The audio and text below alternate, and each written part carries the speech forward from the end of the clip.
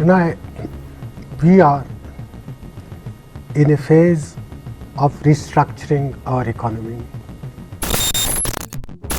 That grave economic crisis which we faced when our government came into office is converted into an opportunity that our country is enabled to integrate itself into the world economy in a manner in which we can take advantage of the opportunities.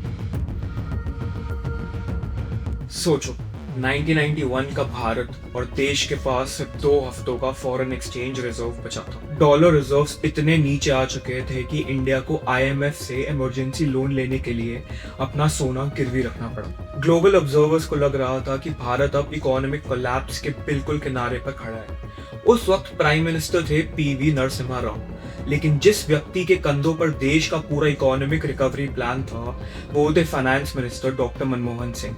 ना बड़े speeches, ना political slogans, सिर्फ एक clear assessment, या तो economic system बदलेगा या भारत पीछे रह जाए। डॉक्टर मनमोहन सिंह ने ऐसे रिफॉर्म्स शुरू किए जो पॉलिटिकली रिस्की लेकिन इकोनॉमिकली अनअवॉइडेबल थे।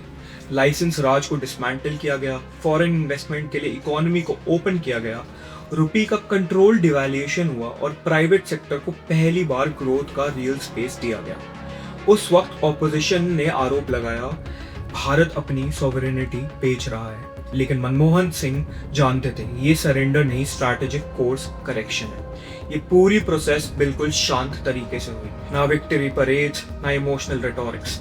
रिफॉर्म्स पॉलिसी फाइल्स में लिखे गए और उनका असर सालों के दौरान दिखाई दिया। 1991 के बाद भारत ही आगे चलकर IT power house, startup economy और ग्लोबल मार्केट्स का एक सीरियस प्लेयर बन गया। जब बाद में डॉक्टर मनमोहन सिंह खुद प्राइम मिनिस्टर बने तो उनकी लीडरशिप का स्टाइल भी वही रहा, कम बोलना, ज्यादा काम करना। 2008 के ग्लोबल फाइनेंशियल क्राइसिस के दौरान जब दुनिया के बैंकिंग सिस्टम्स हिल गए, इंडिया ने रिलेटिवली स्टेबिलिटी मेंटेन की। India US civil nuclear deal जैसे डिसीजंस लिए गए, बिना चेस्ट थंपिंग लेकिन लॉन्ग टर्म स्ट्रैटेजिक विजन के साथ।